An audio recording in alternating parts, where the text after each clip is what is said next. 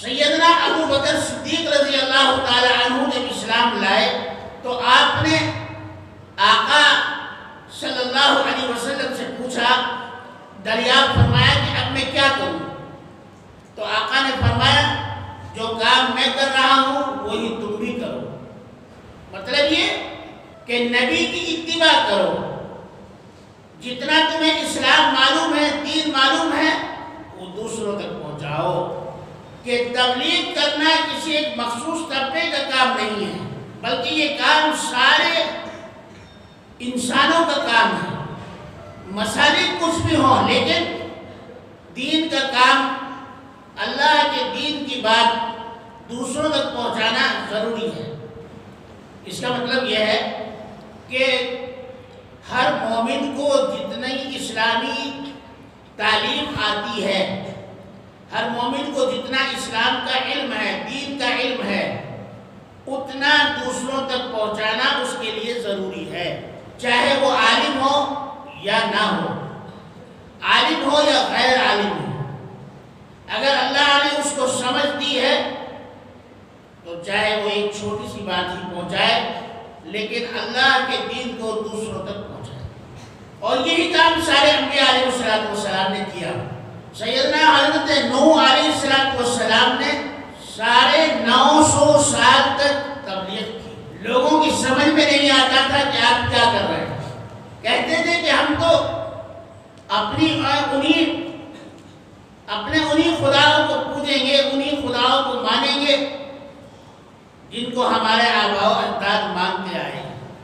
اور آپ پر اسلام دشمن اتنے پتھر برساتے کہ آپ پتھروں میں ڈھک جاتے۔ یہ اللہ تعالیٰ نے حضرت نوح علیہ السلام کو معجزہ عطا فرمایا کہ بڑے بڑے پتھر آپ کو آ کر لگتے، آپ زخمی ہو جاتے، اور دوسرے دن جب سو کر اٹھتے تو پھر آپ صحیح سالم ہو جاتے۔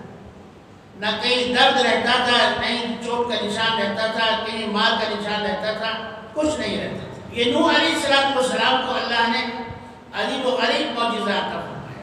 نوح علیہ السلام کے بہت کم لوگ، آپ کی امت کے بہت کم لوگ ایمان لائے، اور آپ ہی کے دور میں وہ سیلاب آیا، وہ طوفان آیا، جس کا تمام دھرموں میں، تمام مذہبوں میں اور ان کی کتابوں میں ذکر ہے۔ یہاں تک کہ گیتا اور رامائن میں بھی حضرت نوح علیہ السلام کا ذکر ہے۔ گیتا میں کہا گیا ہے کہ مہانوح، مہا کے معنی حضرت اور نوح کے معنی نوح۔ ان کے زمانے میں کشتی بنائی گئی اور لوگ جھٹلاتے تھے کہ یہ کشتی کہاں بنی ہوگی ایسی، لیکن اب وہ کشتی ترکی میں نکل رہی ہے، جس کا ایک تختہ 18 فٹ چوڑا ہے، 18 فٹ موٹا ہے، اور وہ کشتی جو ہے تقریباً 1 کلومیٹر کے قریب میں ہے، اور وہ کشتی زمین سے اس کو نکال رہے ہیں۔ کہاں ہزاروں سال پہلے وہ کشتی بنی تھی، اور آج اس کشتی کو کھود کر نکال رہے ہیں۔ اللہ تعالیٰ نے اپنی نشانی دکھا دی کہ جو جھوٹے لوگ تھے، اللہ نے ان کو دکھا دیا کہ تم جھوٹ کہو تو کہو، لیکن ہمارا نبی سچا تھا، ہمارا اسلام اور ہمارا دین سچا تھا، اس لیے ہم نے اس کی کشتی کو بھی سچ کر دکھایا۔ قرآن نے جو بیان کر دیا وہ ہمیشہ سچ ہے۔